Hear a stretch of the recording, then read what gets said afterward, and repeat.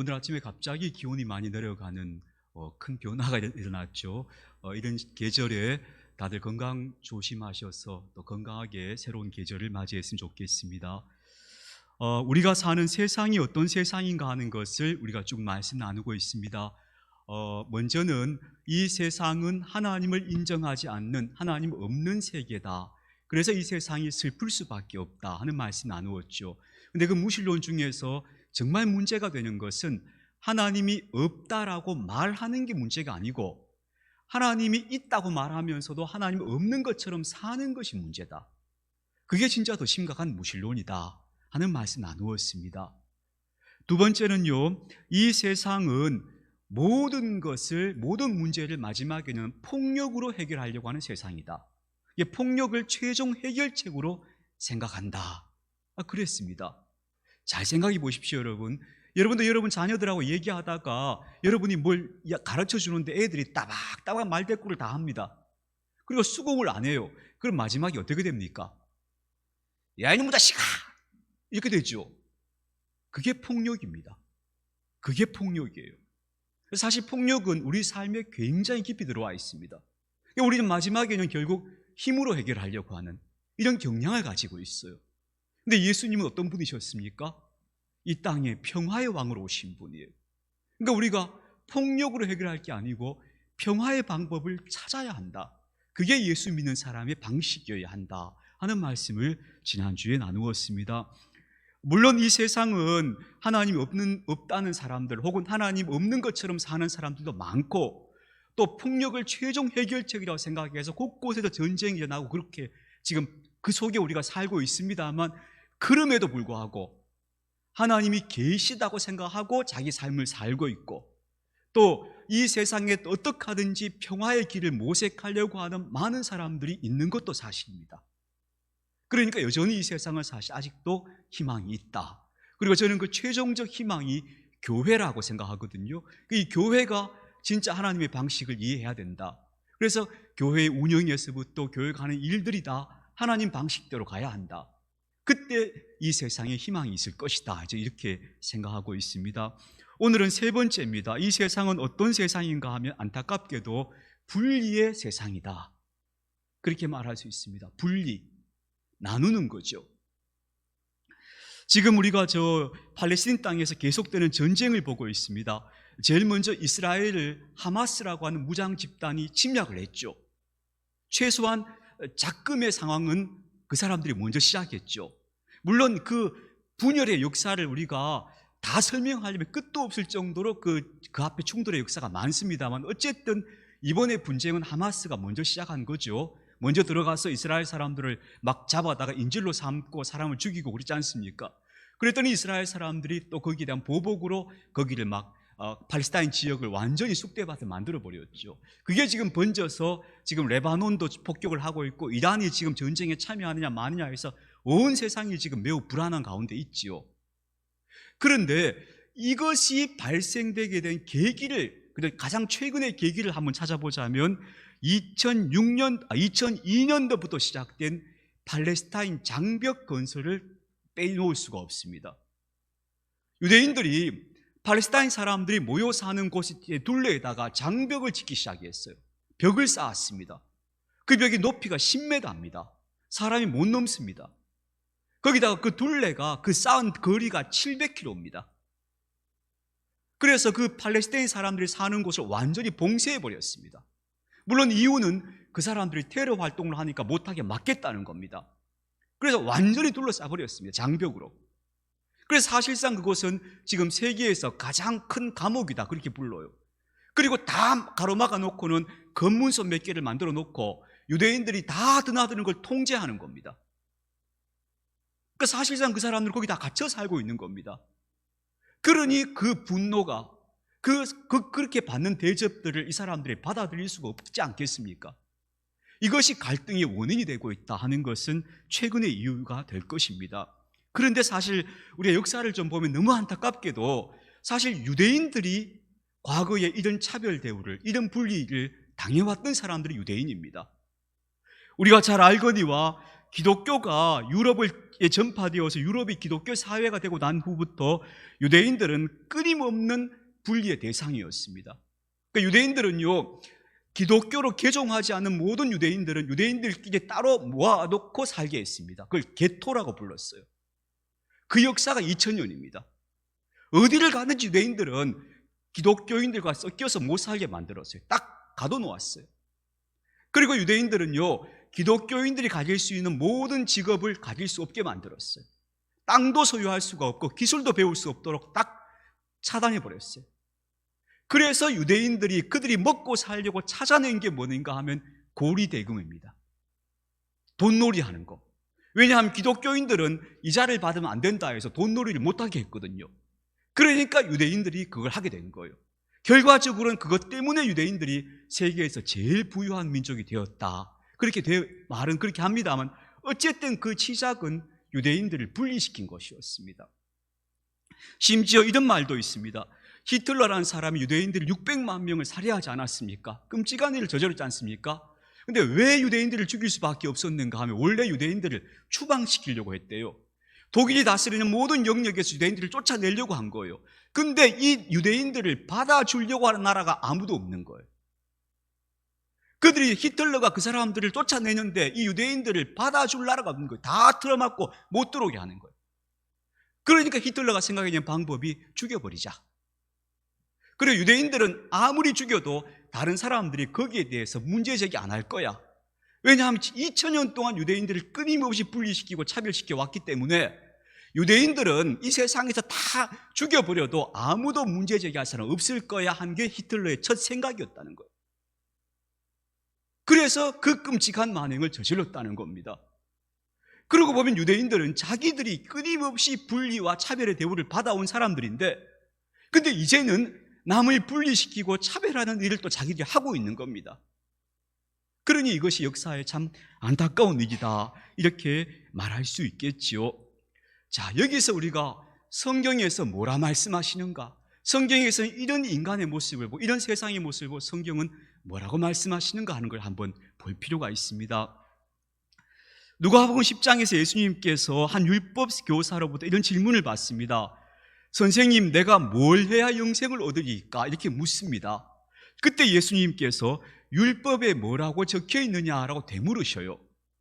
그러니까 율법학자가 대답하기를 하나님을 마음과 목숨과 힘을 다하여서 하나님을 사랑하고 내 이웃을 내 자신같이 사랑하라 했습니다. 그렇게 대답하거든요. 그러니까 예수님이 맞아, 아주 좋은 대답을 했어. 그러면서 하시는 말씀이 네 대답 옳다. 그러니까 너 가서 이렇게 행해라. 그래요. 그러니까 율법학 교사가 거기서 한마디를 덧붙입니다. 다시 묻습니다. 그렇다면 내 이웃이 누굽니까? 라고 물어요. 내 이웃을 사랑하라 하셨는데 내 이웃이 누가 내 이웃입니까? 라고 물어요. 그때 예수님께서 유명한 비유의 말씀을 하십니다. 그게 바로 사마리아 사람의 비유입니다. 그 비유에서 어떤 유대인이 예루살렘에서 여리고로 내려가다 강도를 만나 죽게 되었습니다. 두드려 맞아서 죽을 지경이 되어버렸습니다. 누가 도와줘야 합니다. 그런데 같은 동족인 제사장이 지나가는데 그냥 지나가 버립니다. 괜히 엉뚱한 게 얽히고 싶지 않은 거죠. 또 예위 사람이 지나가는데 그냥 지나가 버립니다. 그런데 사마리아 사람이 지나가다가 그 사람에게 와서 그 사람을 살립니다. 그 이야기를 예수님께서 들려주고 나서 뭐라 하시는가 하면 이 강도 만난 사람에게 누가 이웃인가? 라고 묻습니다. 그랬더니 이 율법교사가 꼼짝없이 이렇게 대답합니다. 자비를 베푼 그 사마리아 사람입니다 라고 얘기해요. 그랬더니 예수님께서 이렇게 말해요. 너도 이와 같이 하라 하십니다.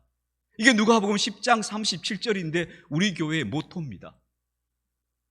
그래서 우리 교회는 현관 비밀번호도 1037입니다. 누가복음 10장 37절. 제가 오늘 이 비밀번호를 말해버렸는데 다 하시니까 그렇습니다. 이거 바꿀 수가 없습니다. 우리 비밀번호를. 누가복음 10장 37절. 너도 가서 이와 같이 하라. 여러분, 근데 이 비유에서 정말 중요한 게 뭐냐 하면요, 내 이웃이 누굽니까? 라고 하는데 대한 예수님께서 그 대답으로 이 비유를 하셨다는 겁니다. 이게 정말 중요합니다. 왜 중요한가? 유대인들은요, 이웃과 원수를 엄격하게 분리시켰습니다. 이웃은 누구냐? 우리하고 같은 신앙을 가지고 있고 같은 피부색을 가지고 있는 우리하고 같은 사람들, 즉 자기들 동족이 이웃이었습니다. 동족은 이웃이에요. 그럼 원수는 누구냐? 다른 신앙을 가지고 있고 다른 삶의 색깔을 가지고 있는 이방인들이 원수였어요. 이게 유대인들이 딱 정확하게 구분하는 바입니다. 그래서 내 이웃을 사랑하라면 유대인들은 어떻게 생각하는가 하면, 우리 동족을 사랑하라는 거구나, 우리 같은 신앙을 가지고 있는 우리를 서로 사랑하라는 거구나, 이렇게 받아들였던 거예요. 그게 유대인들의 상식이었습니다. 근데 오늘 예수님께서 뭐라 얘기하는가 하면요, 사마리아 사람이 네 이웃이라고 말씀하는 거예요. 사마리아 사람이 네 원수가 아니고 네 이웃이야 라고 얘기하시는 거예요. 이게 이 비유의 핵심이에요. 사마리아 사람들 어떤 사람들인가 하면요, 북이스라엘이 먼저 망했잖아요. 그러니까 아수르에서 그 사마리아 지역에다가 이방인들을 데려와 정착을 시켜요. 근데 그 이방인들이 그곳에 정착하면서 유대인들하고 막 혼혈이 되고 이러면서 그곳이 유대인도 아니고 이방인도 아니고 이상한 사람들 모여 사는 곳이 돼버렸어요. 그래서 경건한 유대인들은 그 사마리아 지역을 뭐라 했는가 하면요, 저 죽음의 땅, 이방의 땅이라고 불렀어요. 그래서 사마리아 사람들과는 대화도 안 했어요. 그리고 사마리아 지역을 혹시 여행을 해야 되면은 보통 갈릴리가 있고 그 중간에 사마리아가 있고 밑에 유대 지방이거든요. 그럼 유대에서 갈릴리로 가야 되잖아요. 그럼 사마리아를 통과하는 게 아니고 사마리아를 삥 둘러가요. 왜냐하면 그 더러운 이방인의 땅에 들어갈 수 없다는 거예요. 그게 일반적인 경건한 유대인들의 삶의 태도였어요. 그래서 한 번도 사마리아 사람이 내 이웃이라는 생각을 해본 적이 없었던 거예요. 그런데 예수님 뭐라 하시는가 하면, 사마리아 사람이 네 이웃이야, 이렇게 말씀해 버린 거예요. 지금까지 이웃이라고 생각한 내 동족인데 그 동족들은 다 외면하고 떠나갔는데 난데없이 이방인이나 다름없는 사마리아 사람이 와서 도와준 거예요. 도와줬다는 거예요. 그러면서 네 이웃이 누구냐 했더니 꼼짝없이 대답은 해야 되잖아요. 그러니까 율법학자가 뭐라 대답하는가 하면, 사마리아 사람입니다 이렇게 대답 안 해요. 자비를 베푼 사람이겠지요, 이렇게 대답하는 거예요. 그때 예수님께서, 그래, 그 사람이 이웃이야, 그러니까 너 가서 너도 그렇게 살아, 이렇게 말씀하시는 거예요. 이렇게 비유할 수 있을까요? 만약에 제가 어떤 사람을 되게 미워해서 그 사람을 맨날 흉보고 다녔어요. 근데 제가 어느 날 길가에 쓰러져가 위급한 상황이 됐는데 내가 욕했던 그 사람이 와서 나를 구해준 거예요. 이거 얼마나 당황스럽겠습니까? 그죠? 이런 상황이 되었다는 것을 예수님 말씀하시는 거예요.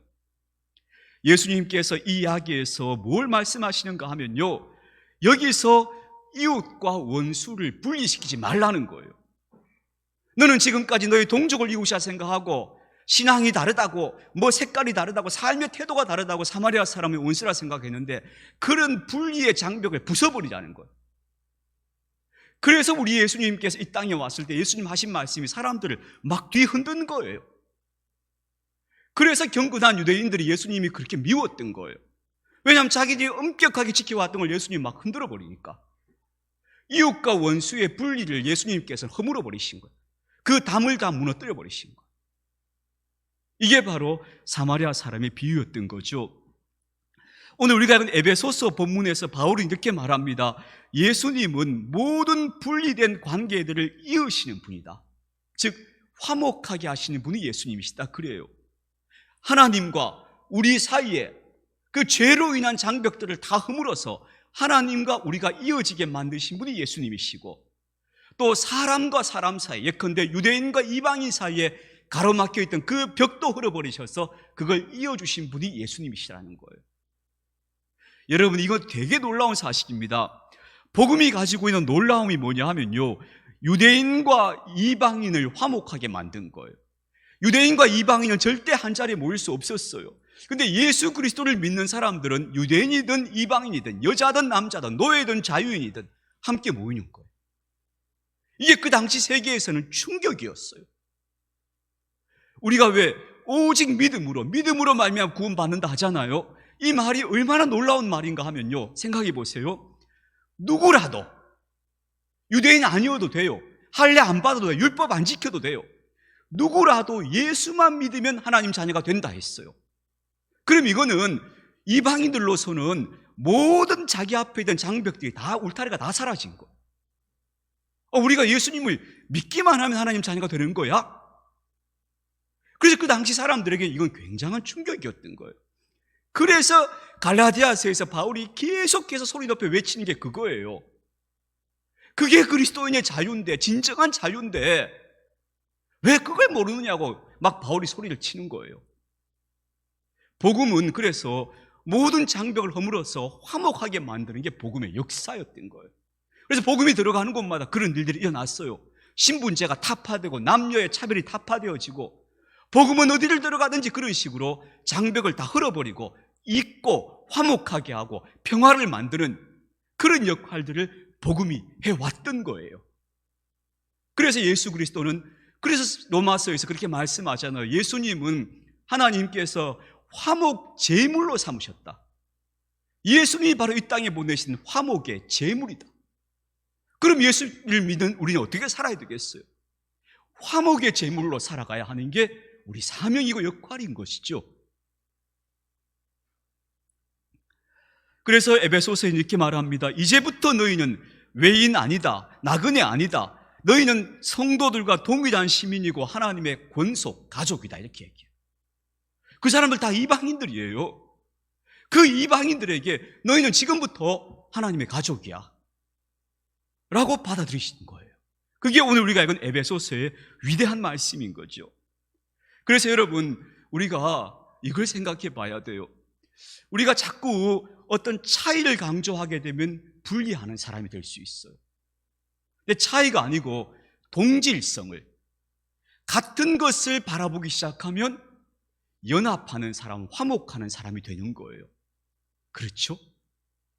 그래서 분리의 길을 갈 것인지 화목의 길을 갈 것인지가 오늘 우리가 정말 예수님 앞에서 딱 생각해 봐야 될 정말 중요한 문제예요. 저는 안타깝게도 한국 교회는요, 이 땅에 교회가 들어오고 나서 교단이 너무 많이 나누어졌어요. 장로교만 해도 얼마나 많이 나누어졌는지 몰라요. 왜 나누어졌을까? 자꾸 차이를 강조하는 거예요. 저 사람들 저렇게 예수 믿으면 안 돼, 우리처럼 믿어야 돼, 이렇게 자꾸 이야기하면 분리될 수밖에 없어요. 근데 그게 아니고, 무슨 소리야, 우리가 다 같은 예수님을 믿는데 그게 뭐가 문제야 라고 얘기하기 시작하면 어떻게 되겠어요? 연합이 되는 거예요. 화목이 되는 거예요. 그러니까 우리는 분리주의자로 살 게 아니고 화목케 하는 사람으로 살아야 하는 게, 그게 그리스도인이고 복음의 정신이다 하는 걸 꼭 말씀드리고 싶어요. 저는 안타깝게도 한국교회 분열의 뿌리에는 분명히 이 분리적 정신이 있다, 이 분리주의가 있다. 이거 우리가 좀 극복해내야 된다. 그래서 이렇게 생각합니다. 어느 교회를 가든지 상관없습니다. 예수만 믿는 교회라면, 당신 꼭 우리 교회 나와야 구원받아요. 다른 교회 가지 마세요. 우리 교회 와야 당신 신앙의 방황이 다 해결됩니다. 뭐 그런 거 갖다 붙이는 교회들이 있어요. 저는 그건 분리의 정신이 아닌가 싶어요. 가까운 데 가세요. 꼭 우리 교회 나올 필요 없어요. 그렇게 말해야 우리가 같은 예수를 믿고 있는 화목의 정신을 가진 사람들 아닐까요? 이 생각을 우리가 좀 다시 한번 해봐야 된다 하는 생각이 들어집니다. 그래서 여러분, 다시 말씀드리지만 우리가 어떻게 적용할까? 우리는 내가 지금 생각하는 생각이나 말이나 행동이 사람들을 분리시키고 있는가, 화목시키고 있는가 하는 것들을 잘 생각해 보자.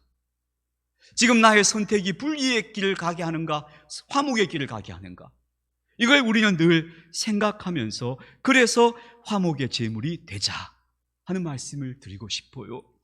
우리가 자꾸 분리하면요, 뭘 자꾸 나누고 분리시키면 결국에 나중에 이 갈등이 충돌이 될 수밖에 없어요. 이 바리새인들을 우리가 되게 싫어하잖아요. 예수님께서 막 비판하셨으니까. 예수님께서 성경을 자세히 보면은 로마에 대해서 뭐라고 막 비판하시지 말씀이 사실상 없죠. 여러분, 제가 복음서를 아무리 봐도 예수님께서 로마 당국을 비판하신 말씀을 찾아볼 수가 없었어요. 당시에 악독했던 헤롯 대왕을 가리켜서 저 나쁜 놈이라고 예수님께서 비판하신 적 있어요? 없어요, 성경에. 그런 얘기가 성경에 안 나와요. 그런데 예수님께서 유일하게 비판한 대상이 바리새인들이었어요. 바리새인이란 말이 우리말로 그대로 번역하면 뭐냐면 이게 분리주의자예요. 나누는 사람들이에요. 이 사람들은 예수님께서 그렇게 비난하시고 나무라셨죠. 그러니까 우리가 바리새인이 되지 말아야 한다 하는 걸 좀 꼭 말씀드리고 싶어요. 여러분, 사람이 100사람 모이면요, 그 100사람 믿는 하나님이 다 다를 거예요. 그 같을까요? 전 다 다르다고 봐요. 그러면 당신은 하나님을 이렇게 믿는구나, 당신은 하나님을 이렇게 믿는구나, 이걸 가지고 누가 옳다 그러다 할 게 아니고, 그러나 우리가 같은 하나님을 믿고 있구나 라고 말해야 되는 거겠죠. 그래야 그게 화목의 길로 가는 거겠죠. 만약에 비슷한 사람들끼리 무리를 짓고 그 외에 좀 색깔이 다른 사람을 자꾸 분리시키려고 한다면은 결국 어떻게 될까요? 이런 말이 있어요. 생각이 비슷한 사람들끼리만 자꾸 만나서 맨날 비슷한 얘기 주고받으면 어떻게 되는가 하면 사람이 생각하는 힘이 퇴보한다 그래요. 다시 말하면 머리가 좀 이렇게 자꾸 이게 낡아지는 거예요. 근데 나하고 생각이 다른 사람을 만나서 그런 사람하고 얘기를 하면 우리 두뇌 활동이 훨씬 왕성해져요. 사고가 점점 발전해요. 우리가 생물학적으로도 그래요. 유전자가 비슷한 사람끼리 모여서 자꾸 그런 식으로 결혼하면 어떻게 되는가 하면 유전 질병이 훨씬 많아져요. 태어날 때부터 애들이 질병을 안고 태어난 애들이 많아지는 거예요. 근데 백인과 흑인이 만나서 결혼하고 저 필리핀에서 오신 분하고 한국 남자가 만나 결혼하고 이런 식으로 멀리 있는 사람들끼리 서로 다른 사람들끼리 만나 살면 그 나오는 이 세들이 훨씬 더 신체적으로도 건강하고 정신적으로도 똑똑한 아이들이 나온다는 거예요. 이건 생물학의 하나의 법칙이에요. 하나님이 세상을 그렇게 지으셨어요.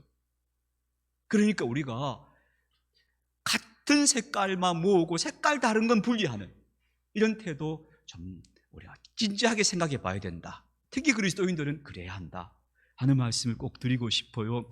안타깝게도요, 근데 저는 자꾸 분리시키는 게 인간의 오랜 습관인 것 같아요. 인간의 오랜 습관. 그 유대인들이 어느 정도였는가 하면 AD 70년에 예루살렘이 로마에 의해서 함락되거든요. 그때 다 무너지고 유대인들이 다 흩어져서 2000년 동안 나라가 없었던 거예요. 그때 로마가 예루살렘 성을 둘러싸고 1년 이상을 포위하면서 공격을 해요. 예루살렘 사람들, 유대인들이 잘 버텨요. 잘 싸워요. 그런데 결정적으로 왜 무너지는가 하면요, 그 안에서 자기들끼리 싸워요. 자기들끼리 서로 어떤 사람은 더 로마에 더 어떻게 하자, 아니면 로마에 좀 뭐 하자, 서로 입장 차이가 생겨가지고 그 속에서 서로 살육전이 벌어져요. 유대인들끼리. 그래서 결국 로마에 망하는 거예요. 그래서 자꾸 차이를 부각시켜서 분리시키는 게 인간의 오랜 습관이구나, 이 습관을 우리가 좀 극복해야겠구나 하는 것을 다시 한번 좀 진지하게 말씀드리고 싶어요. 이런 이야기를 제가 한번 말씀드린 적이 있죠. 브레이버 엔젤스라고 하는 미국의 단체가 있어요. 브레이버 엔젤스. 이게 우리말로 번역하면 더 용감한 천사들이에요. 재밌죠? 용감한 천사들도 아니고 더 용감한 천사들, 이런 단체인데요. 이 단체가 뭘 하는 단체인가 하면요, 미국 사회에서 통합을 이끌어내자 해서 애쓰는 단체예요. 아주 기독교적 정신에 시작한 단체인데요. 이분들이 재미있는 실험들을 여러 번 했는데 그 중에 이런 실험을 했어요. 2019년도, 얼마 전이죠. 2019년도에 그때 대통령 선거가 막 격화되고 미국이 시끄러웠잖아요. 그때 한쪽은 민주당의 힐러리 클린턴이 후보로 나왔고 한쪽은 도널드 트럼프, 공화당의 트럼프가 나왔잖아요. 치열하게 선거운동을 했고 그래서 미국 사회가 굉장히 분열되어졌어요. 나중에 트럼프가 대통령이 됐지만요. 그러니까 너무 분열적이니까 이걸 어떻게 할까 하다가 이 단체에서 민주당 지지자들 150명과 공화당 지지자들 150명을 모았어요. 그러니까 힐러리 클린턴을 대통령으로 찍은 사람 150명, 도널드 트럼프를 대통령으로 찍은 사람 150명을 한 자리에 모은 거예요. 근데 이 사람들은 그냥 어쩌다 찍은 게 아니고 오랫동안 그 자기 신념을 바꾸지 않은 사람들이었어요.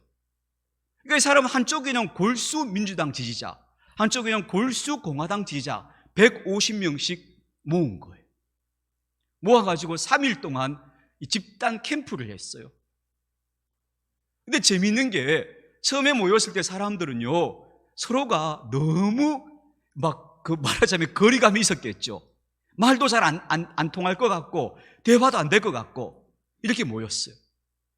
그런데 그 3일 동안 캠프를 하고 나서 어떻게 됐는가 하면요, 그 중에 어떤 사람도 자기 입장을 바꾼 사람은 없었어요.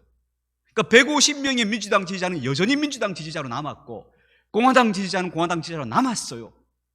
문제는 이 150명과 이쪽 150명이 서로 친구가 되었다는 거예요.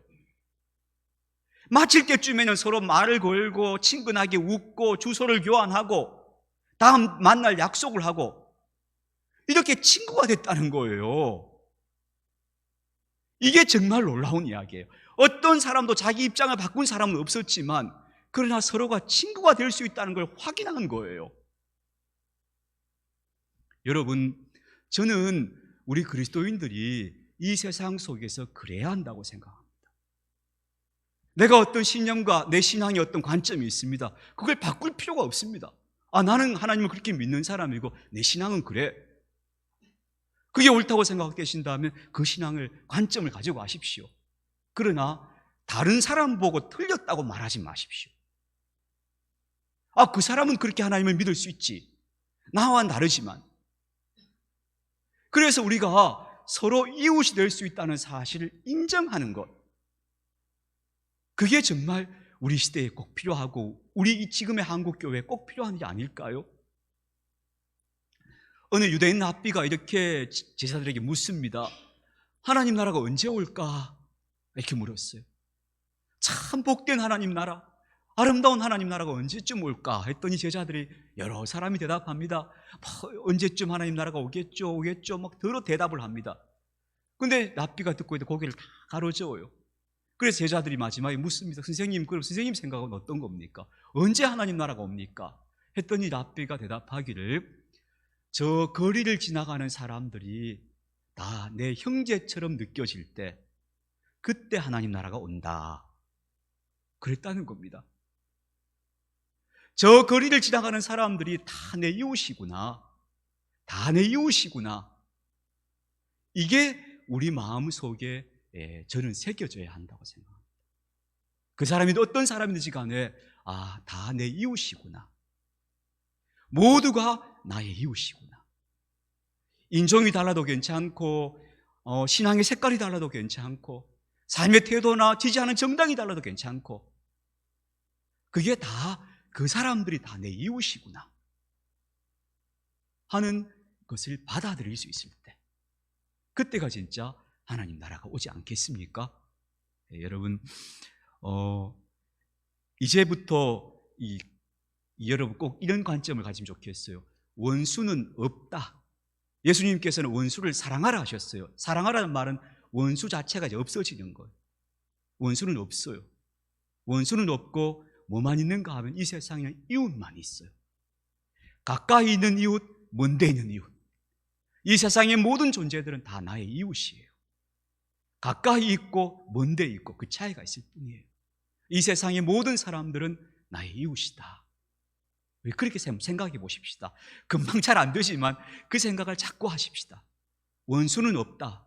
이 세상의 모든 사람들은 다 이웃이어야 한다. 이웃이 될 수 있다는 생각을 하십시다.